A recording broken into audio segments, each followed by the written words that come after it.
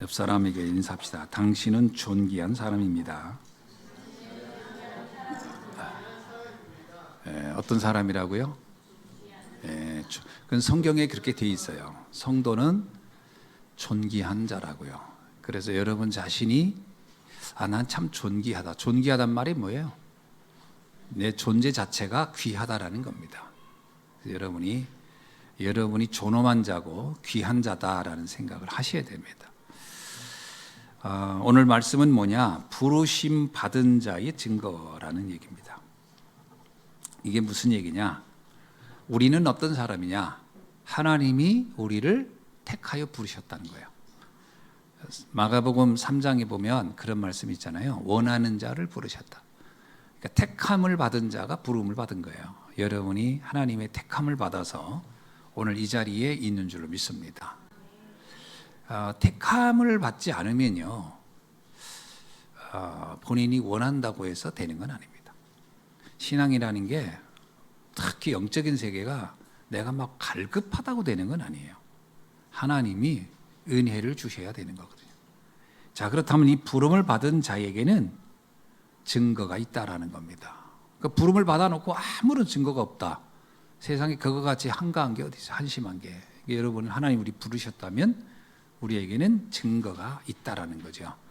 예수님이 그랬잖아요. 함께 있기 위하고 그리고 나가서 전도도 하며 귀신을 내어 쫓게도 할 것이다. 증거가 있는 거죠.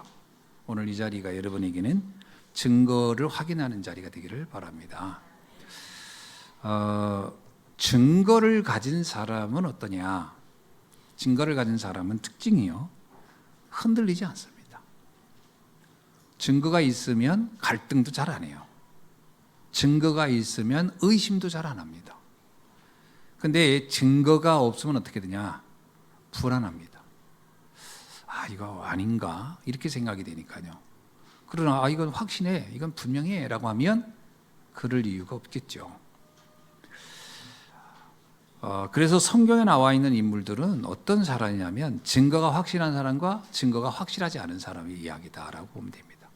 사울왕은 왜 이렇게 흔들렸을까요? 사실은 증거가 확실하지가 않은 거예요. 그러니까 본인 자신이 믿어지지가 않는 거예요, 사실은. 그러니까 자꾸 헷갈리는 거예요. 하나님 나를 부르셨다는데, 나를 택했다는데, 나를 통해 하나님이 계획을 하겠다는데, 사울왕은 여기에 자꾸 의심이 가는 겁니다. 이게 진짜일까? 그렇다면 어떤 증거, 내가 원하는 증거. 사실 증거는 내가 원하는 증거가 아니고 하나님이 원하는 증거를 주는 거거든요. 근데 사울왕은 여기서 자기가 원하는 증거를 자꾸 찾고 싶었던 거예요. 그런데 그게 자꾸 빗나가는 거예요. 증거는 뭡니까? 백성들이 무조건 나만 좋아하고 나를 막 영웅시하고 그리고 내 왕권을 더 강화시켜주고 막 이렇게 될 거라고, 이게 증거라고 생각했거든요. 근데 그게 아닌 거예요. 자꾸 하나님은 자꾸 자기보다는 다른 다윗을 이렇게 더 좋아하는 것 같고 그 사람을 더, 그렇다고 사울왕을 하나님이 그럼 버리느냐? 그렇지는 않거든요. 그게 하나님이 계획이 있어서 같이 한 시대에 쓰임을 받으려고 한 건데, 사울왕은 증거를 오해한 겁니다. 내가 원하는 증거를 찾으려고 했던 거죠.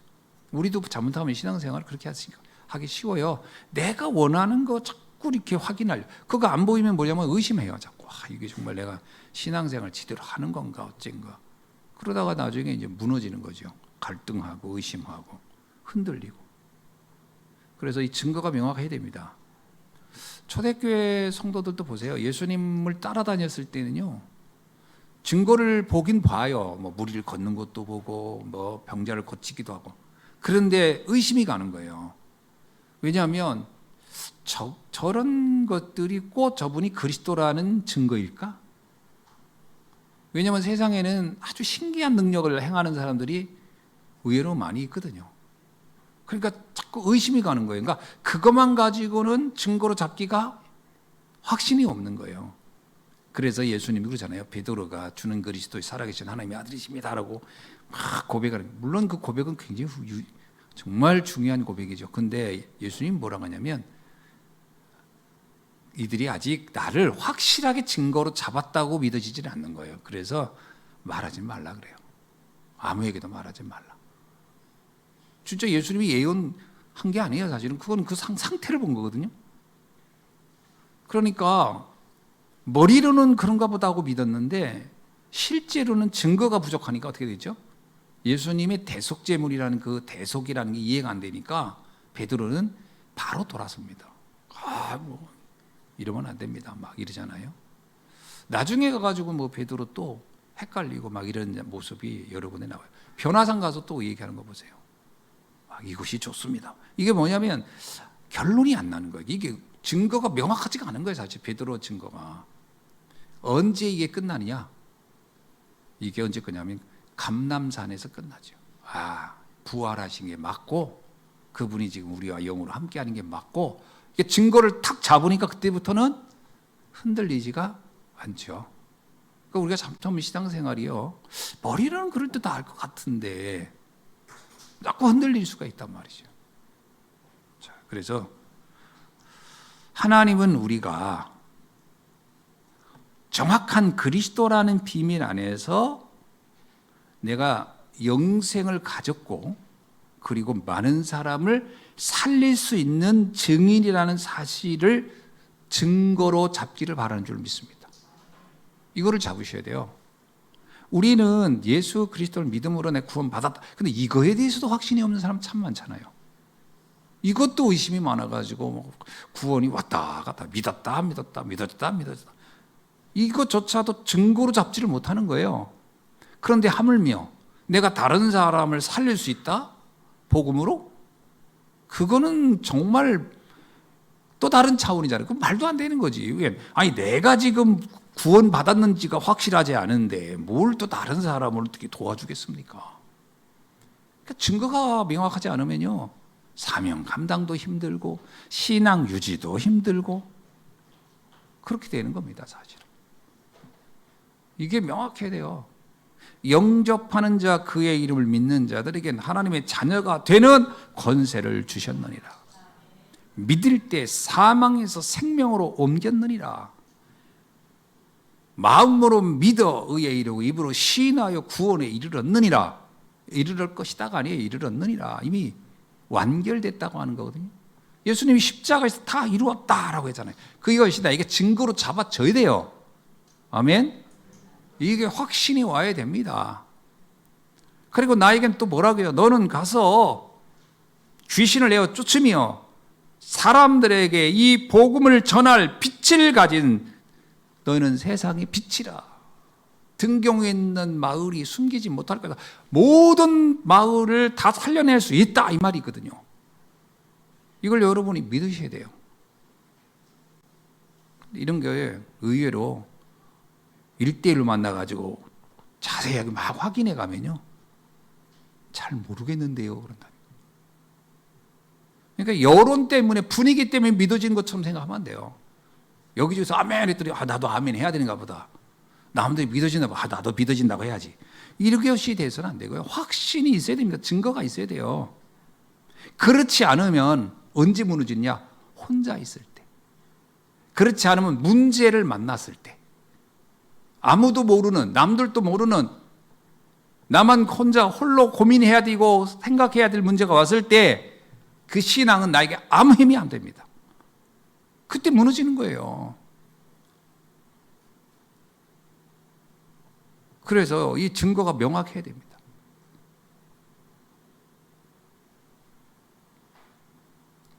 우리가 가장 많이 하는 착각이 뭐냐? 이런 생각하는 거예요.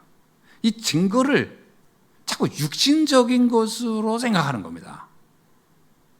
이 증거를 당장 내가 예수 믿었어, 구원받았어, 신앙생활에 교회를 잘 다녔어. 그래도 갑자기 안 되던 문제가 확 해결되어지고, 그죠? 갑자기 없던 지혜가 생기고 갑자기 주름살도 펴지고 갑자기 통장에 생각지 않는 돈이 들어오고 이런 식의 증거를 생각한다거든요. 증거를 대부분이 육신적인 것으로 생각을 해요. 그러니까 기도도 그렇게 하는 거죠. 무엇을 먹고 마시고 입을까? 그게 무슨 얘기죠? 표현이 그렇게 했지만 사실은 육신적인 거 먹고 계속 거기에 내가 좀 골몰한다 이 말이잖아요. 복도 그렇잖아요. 예수님이 복도 그걸 복이라고 생각한다는 거 아니에요. 팔복 얘기할 때. 그러니까 거기 증거를 그렇게 잡는 거예요. 그러니까 그 눈을 가지고 보면 불신자는 어때요? 저 사람은 교회도 안 다니지, 예수님도 안 믿는지, 근데 왜 이렇게 저 사람은 잘 되냐? 그래가지고 증거를 오해하는 거예요. 불신자의 성공을 증거로 생각하고요. 부러워합니다.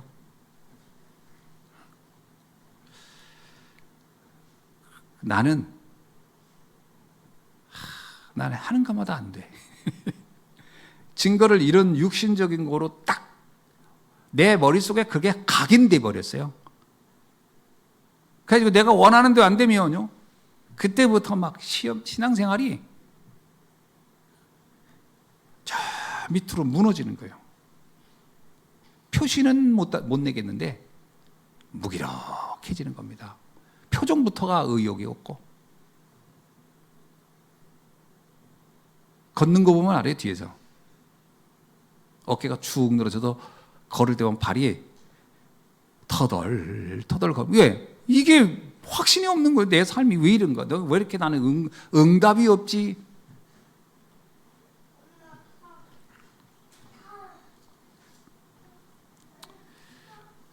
요셉이 형들에게 엄청나게 미움을 받고 떠날 때 요셉은 왜 나는 이렇게 응답이 이 지경이지? 라고 생각하지 않았을 겁니다. 요셉은 하나님을 잘 믿는 사람이잖아요. 아버지를 통해 신앙을 이렇게 알게 됐고. 자, 보디발 집에 갔는데, 불신자인데 왜 이렇게 잘 사냐? 나는 이 집에 종이네, 노예네. 나 왜 이렇게 힘 빠져? 이렇게 증거로 이걸 생각했을까요? 야, 정말 부럽다, 부러워. 아이고, 애굽이 천국이네. 이렇게 생각했을까요? 응? 우리가 믿던 하나님은 그거 저 광야의 신이요. 다 쓸데없는, 믿어봐야 결론이 이거야. 난 이런 신앙 나는 안 할래. 난 차라리 애굽 신을 난 섬기고 싶어. 이렇게 되지 않을까요? 오늘날 이런 사람들 굉장히 많잖아요. 나 신앙 난 바꿔. 내가 예수 믿어봐야 이거 되는 일도 없네. 아이고, 절로 가볼까? 되는 일이 없네. 마리아를 섬겨볼까?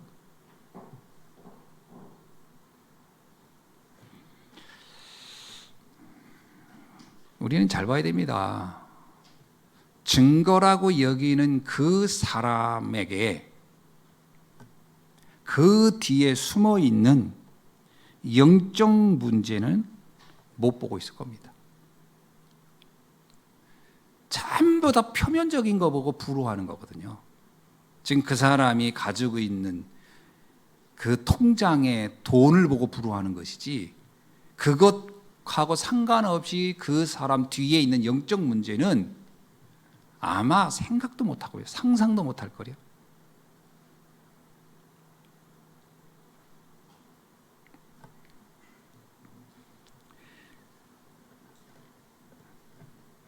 이게 증거를 오해하면 삶이 영원히 혼돈, 공허, 흑암에서 빠져나오지 못합니다. 틀린 증거를 붙잡아버리면 혼돈, 공허, 흑암에서 못 빠져나와요.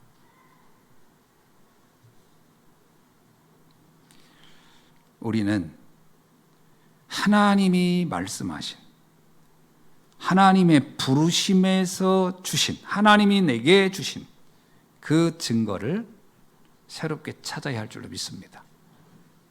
하나님이 정말 나에게 주시려고 하는 증거가 뭘까? 첫 번째입니다. 복음의 능력을 여러분이 증거로 붙잡는 증인이 되어야 합니다. 이거는 그 세상 그 누구도 알 수 없는 거예요. 복음의 능력 안에 주는 그 증거의 증인이에요. 에베소서 2장 1절로 뭐라고 하냐면 허물과 죄로 죽었던 너희를 살리셨다. 여러분, 허물과 죄로 죽었다 살아난 거, 이거를 여러분이 증거로 잡고 있습니까? 또 뭐라고 얘기해요? 이거 증거로 잡지 않으면 세상의 사람들의 영적인 문제를 못 보니까 신앙생활이 안 되는 거예요. 계속 나도 모르게 짜증나고 신경질 나고 그리고 뭐 사는 맛도 안 나고 이렇게 되는 거예요. 오늘 오전에 뭐라고 했어요? 허물로 죽은 우리를 그리스도와 함께 살리셨다. 아, 내가 그리스도 안에서 생명을 얻었구나. 이거에 대한 증인이 돼야 할 줄로 믿습니다. 이걸 증거로 잡고 여기에 증인이 돼야 돼요.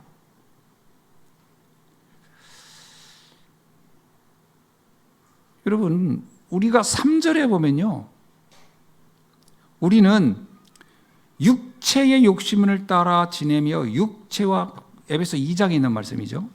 우리는 육체의 욕심을 따라 지내며 육체와 마음이 원하는 것을 하여 다른 이들과 같이, 그러니까 불신자와 같이 본질상 진노의 자녀, 마귀의 자녀였다. 진노는요, 마귀가 받을 형벌에 가는 거예요. 그러니까 마귀의 자녀였다.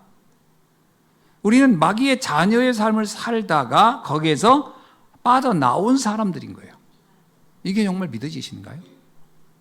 아, 과거엔 내 삶이 잘 나가든 뭐하든 그건 마귀의 삶.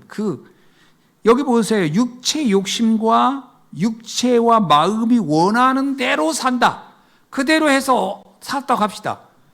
그래서 막 돈도 벌었고 성공도 했다고 합시다. 그래도 그건 역시 마귀의 자녀라는 거예요. 진노의 자녀라는 거예요. 명확한 이 구분이 돼야 돼요. 그래서 예수님께서 요한일서 3장 8절에 마귀의 일을 멸하러 하러 오셨다. 잘 한번 보세요. 예수님이 와서 마귀의 일을 멸하셨어. 그러면 마귀가 주는 풍요, 마귀가 주는 응답이 우리에게는 안 나타나는 것이 정상인 거죠. 그죠? 어쩌면요, 지금 우리가 육체의 욕심과 마음이 원하고 육체가 원하는 대로 이루어지지 않는 게 우리에겐 축복이에요. 잘 이해하셔야 돼요. 아니, 그럼 우리는 거지같이 살란 말이에요. 그거 아니라 주님이 주는 것으로 살아야 됩니다, 이제는. 이스라엘 백성이 애굽에서 노예로 있을 때 주인이 일을 시키려고 많은 노동력을 얻어내려고 때로는 고기도 주고 때로는 마늘도 주고 때로는 향신료도 먹입니다. 그게 복입니까? 그렇지 않거든요. 의도가 있었던 거거든. 근데 이 사람들이 애굽에서 나왔어요. 그래서 광야를 갑니다. 광야에 가는 동안에는 먹는 게 애굽에서 먹는 것만도 못하죠. 만나와 메추라기를 매일 먹어야 돼요. 자, 그러면 먹는 것만 놓고 보면 애굽에서 삶이 더 잘 살았던 거라고 봐야 되겠죠. 그러니까 이 사람들 중에는 애굽에서 있었던 날에 부럽다. 왜 그때같이 좀 먹여주지 않느냐라고 불평하는 사람도 있었다니까요. 그러니까 불신자 시절에 있었던 사단이 주는 풍요, 아, 난 그게 나는 그립네 라고 할 수는 있을 거라는 거예요. 그러나 무엇이 진정한 축복이냐? 설사 내가 만나와 메추라기를 지긋지긋하게 먹더라도 과거와 비교할 수 없는 신분이 바뀐 거예요. 완전 달라진 운명이 된 거예요. 이제 하나님이 주는 거예요. 이제 미래가 보장된 거예요. 그래서 그들이 가나안에 왔을 때 곡식을 심어서 거둘 때 하나님께 감사했던 거예요. 우리의 삶이 이제는 달라지는구나. 새로운 인생이 시작되는구나. 마귀의 일을 멸했다라는 건 뭐예요? 마귀가 주는 풍요에서 빠져나와야 됩니다. 우리는 오해하는 게 뭐냐면 마귀는 우리를 막 안 주고 안 먹이고 이것만 마귀라고 생각하는 거거든요. 그렇지 않습니다. 어떤 경우는 마귀가요, 훨씬 풍요롭게 우리를 먹일 수도 있습니다. 그래서 우리는 속는 거거든요. 아담과 하와가 왜 속았죠? 마귀가 이러면 네 마음대로 먹어. 다 먹어. 선악과도 먹고 다 먹고 싶은 거 다 먹어. 얼마나 그게 복음처럼 들렸을까요? 마귀의 메시지였어요. 근데 이들은 그게 하나님의 말씀보다 훨씬 더 풍요롭게 들린 거예요. 더 그럴듯하고 더 나에게 유익하다고 생각한 거지. 사람이 구분 없이 이것저것 주워 먹다가요, 큰일 나는 겁니다. 먹는 것도 구분해서 먹어야 되는 거예요. 막 주는 거라고 막 덥석덥석 받아 먹으면 큰일 나는 거잖아요. 하나님이 주는 거를 받아야 돼요.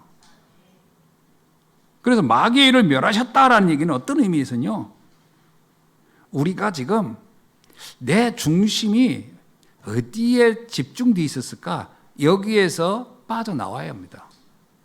우리를 혼미하게 한다. 혼미하게 한다는 건 뭘 혼미하게 한다는 얘기일까요? 여러분, 왜 사람들이 예수님을 안 믿죠? 이렇게 생각합니다. 예수 믿어봐야 좋을 게 뭐 있어? 안 믿으면 더 좋은 일이 있을 건데. 그래서 혼미해지는 거예요. 이 시간 교회 안 오고 나가지고 돈 벌고 그렇게 하면 훨씬 낫지 않을까? 그래서 혼미해지는 거예요. 혼미해진다는 얘기는 우리한테 바보같이 살란 말이 아니에요. 선택을 아주 교묘하게 바꿔놓는 거예요. 그래서 사단은 우리를 의의 일꾼처럼, 그죠? 훨씬 나에게 유익을 주는 것처럼 그렇게 유혹한다는 거예요. 아니, 사람들이 그렇지 않고는 왜 속습니까? 예수님이 40일 금식 기도하실 때 마귀가 와서 어떻게 유혹했어요? 제자들보다 훨씬 나아요. 예수님, 아이고 배고프시죠? 이거 떡 좀 드세요. 근데 재료가 좀 뭐한데, 돌인데, 그래도 당신은 떡을 만들어 먹을 수 있는 능력, 그게 얼마나 그럴듯해. 아이고 걱정해 주잖아요. 배고픈 거 걱정해 주잖아요. 그게 사단의 유혹이라는 거예요. 잘 구분을 잘 하셔야 됩니다. 그죠? 시편 1편이 뭐라고 얘기합니까? 시편 1편이 뭐라고 하냐면요, 복 있는 사람은 악인들의 꾀를 따르지 아니하며 죄인들의 길에 서지 아니하며 오만한 자의 자리에 앉지 아니한다. 이게 마귀의 일을 멸하신 말씀, 마귀의 일을 멸했다는 걸 믿는 사람은 이게 구분할 수 있어야 돼요. 그러면서 뭐냐? 오직 여호와의 율법을 즐거워하며 그의 율법을 주야로 묵상하는 자로다. 여러분, 내가 설사 좀 가난하더라도, 내가 좀 형편이 어렵다 하더라도 그것 때문에 내 영혼을 파는 일이 있으면 안 돼요. 파우스트란데 그거 나오잖아요. 마귀에게 자기 영혼을 파는 사람 나오잖아요. 세상의 그 풍요 때문에. 우리의 영혼을 팔면 안 되죠. 당장 눈앞의 이익 때문에. 그럼 예수님이 와서 말씀한 거예요. 마귀의 일을 멸하라. 이 일을 멸한다는 거예요. 마귀의 메시지, 마귀의 전략, 마귀의 유혹을 멸하라 하셨느니라. 그게 얼마나 위험한지, 그게 얼마나 무가치한지, 그게 얼마나 우리에게 해가 되는지를 주님은 알게 하셨다라는 겁니다. 그래서 우리 영혼이 맑아야 됩니다. 분별력이 있어야 돼요. 영적 분별력이 명확해야 돼요. 아, 이거는 아니구나. 이건 맞구나. 그래서 이 분별력이 없으면요, 악인의 길에 서고 막 오만한 자의 자리에 앉고 막 그런 거예요. 그게 분별력이 없어가지고 그냥 아무거나 막 뭐 준다면 그냥 가서 막 받아먹고, 이거 큰일 나는 겁니다. 이게.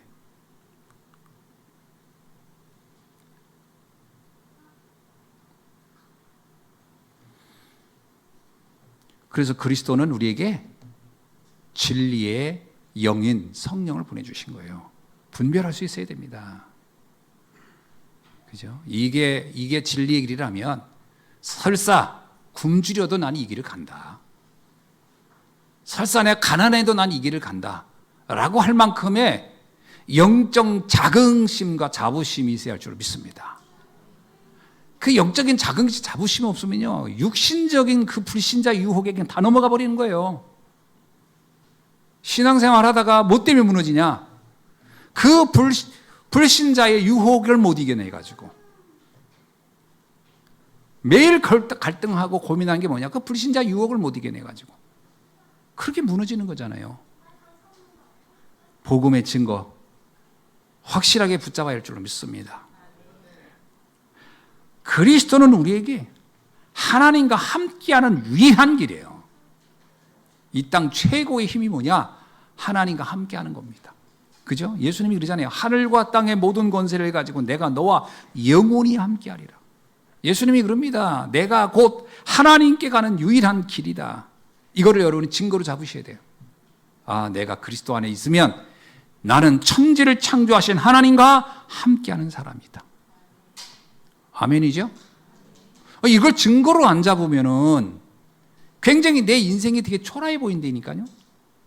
내가 되게 하찮아 보이고 내가 굉장히 무능해 보이고. 안 그렇습니다. 천지를 창조하신 하나님이 나의 아버지가 되시고 나와 함께한다면 그 근거가 뭐예요? 예수님이 얘기했잖아요. 나와 함께하면 아버지와 함께하는 것이다.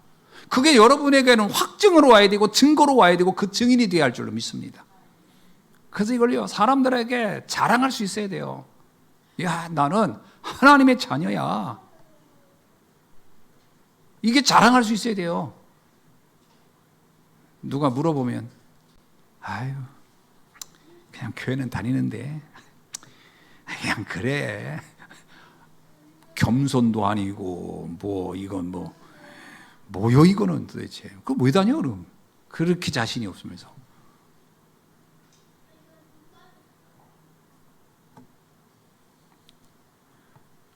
신앙생활에 무슨 노예 계약을 체결한 것도 아니고.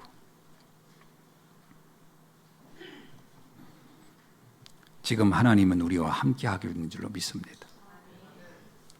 이거가 여러분이 증인이 돼야 돼요. 그래야 부르심 받은 자의 증거를 말할 수 있어요. 자, 두 번째는 뭐냐? 복음 가진 자에게 나타나는 증거의 증인입니다. 여러분, 복음을 여러분이 가지고 있으면요, 여러분에는 반드시 나타나는 증거가 있다니까요. 여러분, 내가 복음을 가진 자에게는 증거가 있습니다. 어떤 증거일까요? 예수님이 이렇게 얘기했어요. 내 안에서 생수가 흘러나리라. 여러분의 인생에 생수가 흘러나야 돼요. 예수를 믿고 구원받았다고 하면은 세상에 그 무엇하고도 비교할 수 없는 기쁨이 있어야 돼요. 행복감이 있어야 돼요. 감사가 있어야 돼요. 이게 증거라니까요. 구원받았는데 난 감사도 없어요. 기쁘지도 않아요. 행복감도 없어요. 그럼 도대체 뭘 믿은 거예요, 도대체? 도대체 뭘 믿었길래 그래요?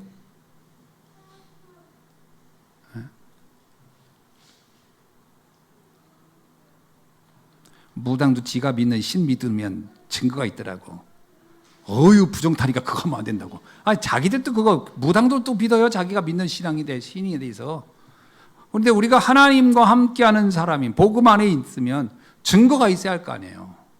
그래서 오늘 뭐라고 얘기합니까? 2절에 어떤 증거라고 있어요?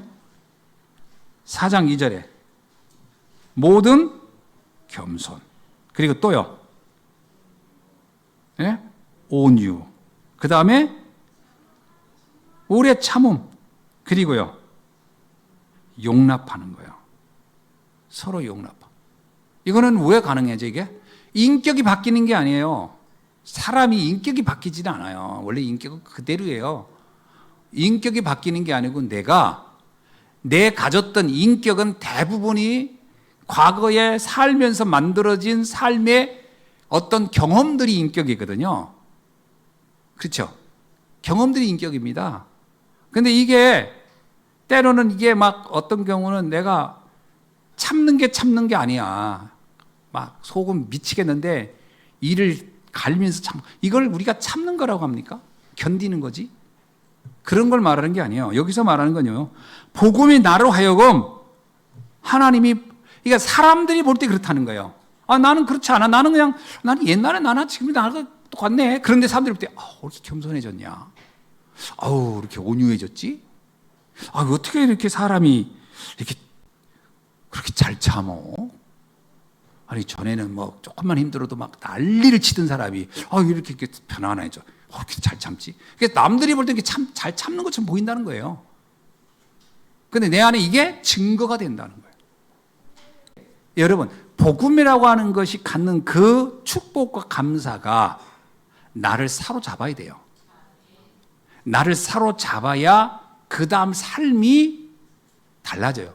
그게 복음이 사로잡히지 않으니까 우리의 삶은 끊임없는 고민과 갈등과 이런 거 생길 수밖에 없는 상황에 있는 거예요, 사실은. 그러면 이렇게 물을 거예요. 목사님, 얼마나 해야 그렇게 됩니까? 그건 나도 모르지.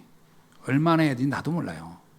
단, 여러분이 말씀에 붙잡히면, 하나님의 은혜에 더 깊이 들어가면 나를 주님은 정금같이 만든다는 거예요. 주님이 하시는 거지 내가 하는 건 아닙니다.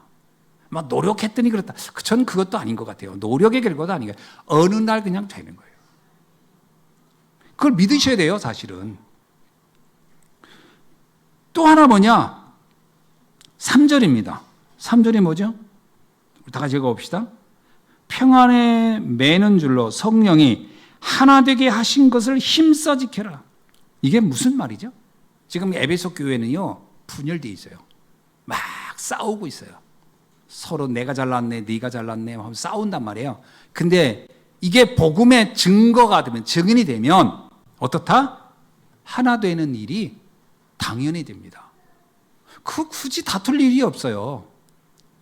하나님은 다 나름대로 거기에 적재적소에 필요해서 하나님은 쓰시는 거라고 하니까요. 그걸 가지고 뭐 너는 어떠니 나는 어떠니 그 다툴 일이 없다니까요. 그러니까 뭐라? 성령 안에서 하나 되게 하신다라는 거예요. 이것을 어떻게 해라? 힘써 지켜라. 이 말이 뭐예요? 하나 되는 것이 이게 하나님이 원하는 거라는 거예요. 분열이 하나님 뜻이 아닙니다. 분열은 하나님 뜻이 아니에요. 원리스가 하나님 뜻이지. 그러면 우리는요, 원리스 하는데 힘써야지 분열하는데 힘쓴다? 근데 사람이 심리가 희한하게요, 이 분열시키는 데 사람들 힘 많이 씁니다. 누가 그러는데? 수탁수탁 누가 그러는데? 이간질을 하려고 해서 하는 게 아니라 힘쓰고 있다니까. 사람들 사이 오해를 자꾸 불러일으키려고 해요. 왜 그러면 뭐 좀 즐거운가? 힘이 나나 모르겠어요. 원리스에 힘써라. 그게 증인의 삶이다. 아멘. 또 하나 뭐라고 나와요? 4절로 6절에 보니까 4절로 6절 읽어봅시다. 몸이 하나요 성령도 한 분이니 이와 같이 너희가 부르심의 한 소망 안에서 부르심을 받았느니라. 주도 한 분이시오 믿음도 하나요 세례도 하나요 하나님도 한 분이시니 만유의 아버지시라. 만유 위에 계시고 만유를 통일하시고 만유 가운데 계시도다. 뭐 하신다는 거예요? 한 분이신 하나님이 우리를 한 소망 안으로 우리를 부르셨다는 거예요. 여러분, 우리가 바라는 것도 하나여야 돼요. 잘 생각해 봅시다. 결혼한 부부가 바라는 게 서로 다르면 어떻게 되겠어요? 계속 갈등할 겁니다. 그죠? 서로 다른 데를 쳐다보고 있으면 계속 갈등하겠지. 그래서 옛날에 어떤 만화에 보니까 사랑이란 그래가지고 뭐 이렇게 두 사람을 그려놨는데 제가 잊을 수 없는 게 뭐냐면 해 뜨는 그 수평선을 바라보면서 두 사람이 벤치에 앉아 있으면서 뒤에 사랑이란 한 곳을 같이 보는 것 뭐 이렇게 써 있더라고. 그거 되게 인상적이었어요. 한 소망을 갖는 거예요. 그게 그리스도 안에서 하나 된 사람들의 모습이에요. 소망이 바뀔 리가 없지. 한 소망. 어떤 소망입니까, 우리는? 주도 한 분이요, 믿음도 하나요, 성령도 하나요, 몸도 하나신 그 하나님이, 만유를 통일하신 그 하나님이 만유를 통일하는 데 하나님의 뜻이 있단 말이에요. 그게 한 소망이에요. 만유를 통일한다는 건 뭐 누구와 통일한다는 거예요? 하나님과 통일한다는 거, 하나님과 만나게 한다는 거예요. 그게 뭐라고, 무슨 뜻이에요? 다른 말로 말하면 세계복음화입니다. 하나님은 세계복음화를 한 소망으로 우리가 갖기를 원한다. 아멘이죠? 여러분, 복음 안에 있는 모든 성도는 세계복음화가 한 소망이어야 돼요. 맞습니까? 세계복음화가 만유를 통일시키는 하나님의 의도잖아요. 만유, 모든 민족과 모든 나라가 주님과 하나 되기를 원한다. 그게 다른 말로 말하면 세계복음화 아닙니까? 그 우리의 모든 소망은 어디에 있어야 된다? 세계복음화에 있어야 된다. 이게 복음 가진 자의 증거예요. 근데 복음 가진 자는 제가 볼 때는요, 제가 처음에 복음 깨닫고 났을 때 너무 행복하더라고요. 너무 행복하다. 근데 복음을 좀 이해하고 깊이 들어가니까 딱 깨달아진 게 있어요. 세계복음화를 하라는 거구나. 저는 그게 그냥 자연스럽게 깨달아졌어요. 그냥 세계복음화는 막 의무로 하는 게 아니에요. 그냥 연결되어 있는 거예요. 복음을 알면 알수록 우리의 인생은 세계복음을 향해. 그래서 렘넌트가 응답을 어떻게 받아야 된다고 그랬어요? 세계복음을 할 만큼 응답받아야 된다고 한 거예요. 돈을 어디까지 벌어야 되냐면요, 세계복음을 할 만큼 돈을 벌어야 돼요. 중직자도요, 세계복음을 할 만큼 벌어야 그게 제대로 번 거예요. 공부요, 어떻게 해야 돼요? 세계복음을 할 만큼 공부를 하라는 거예요. 안 되면요, 응답 못 받은 거지, 제대로. 하나님이 그걸 원하니까, 한 소망을 향해 가기를 원하니까. 우리 자녀를 어떻게 키워야 돼요? 세계복음을 할 만한 아이로 키우라 이거예요. 그래서 우리 업이 237가 안 맞는다. 그럼 방향이 틀린 거예요. 우리의 직장과 무슨 일을 하도 이렇게 어떻게 해서 내가 세계복음 하는데 이게 유익했으면 좋겠다. 그게 영원히 행복한 길입니다. 돈 많이 벌어서 뭐 할 건데요? 우리끼리 잘 먹고 잘 산다. 지나고 보세요. 그게 이렇게 잘 먹고 잘 살아지나? 희한하게요, 문제가 계속 일어납니다. 왜냐? 방향을 정하지 않아서 그래요. 한 소망으로 가는 거예요. 아멘? 교회도요, 마찬가지라고 봅니다. 교회가요, 온 성도가 한 소망인 세계복음화야. 만유를 통일시키는 하나님의 뜻으로 안 가잖아요?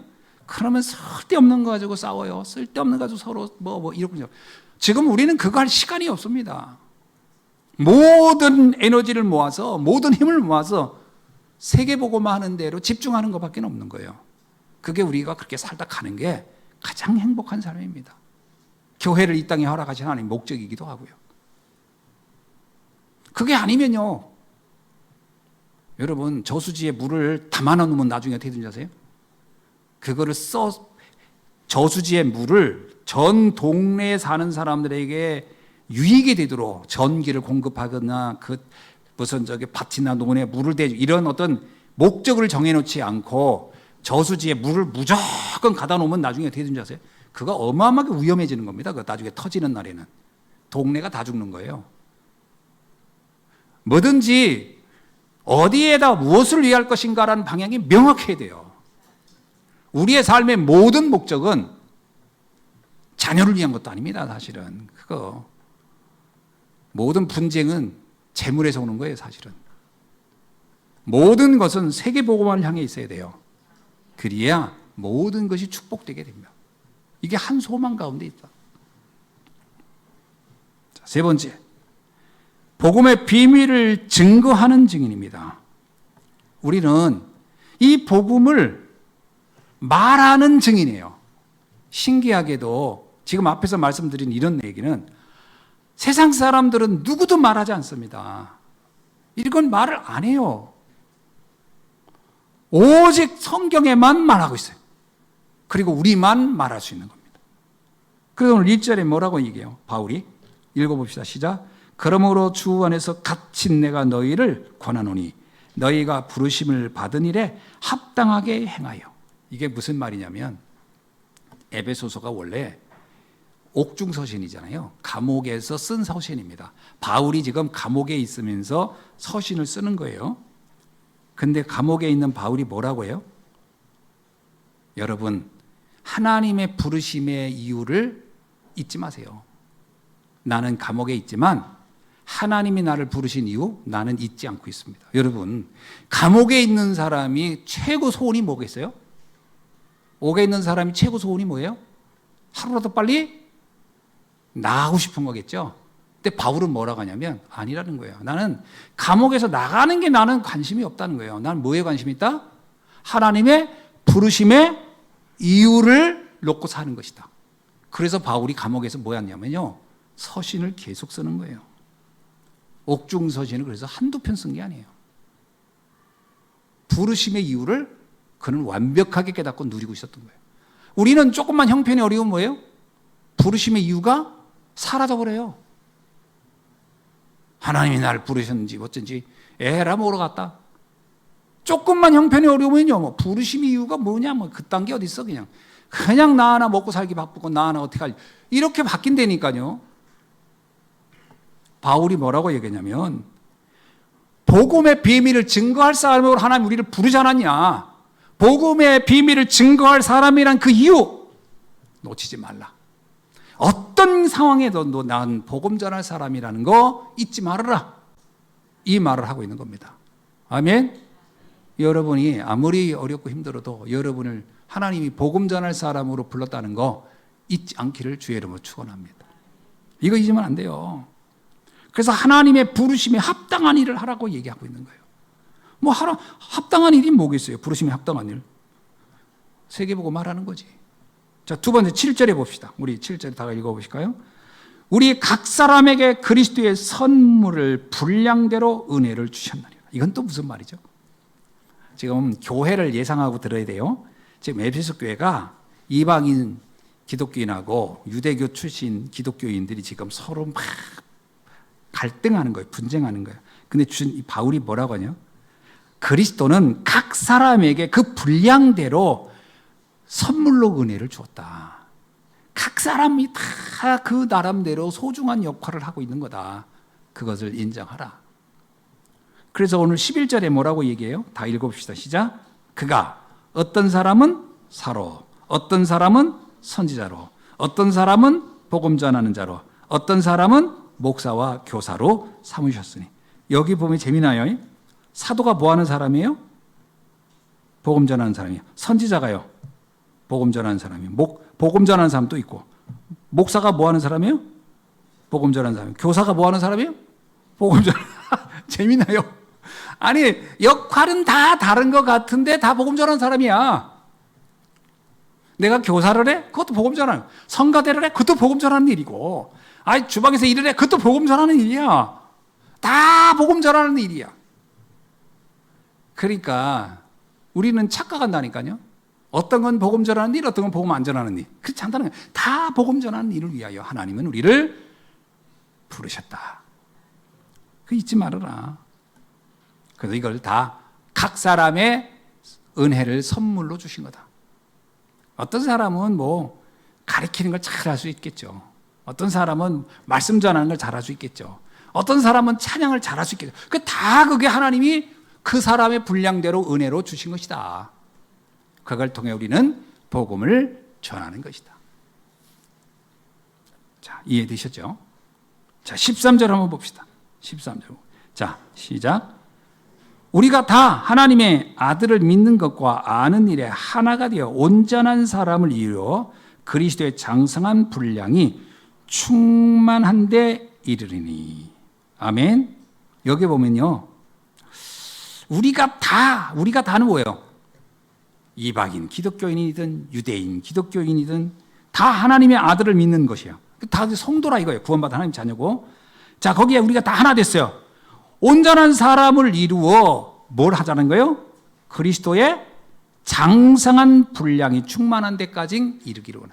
우리가 복음 안에서 복음을 위하여 성숙한 삶이 되자. 여러분, 교회가 성숙해져야 됩니다. 그러니까 성숙하냐 아니냐는 뭘까요?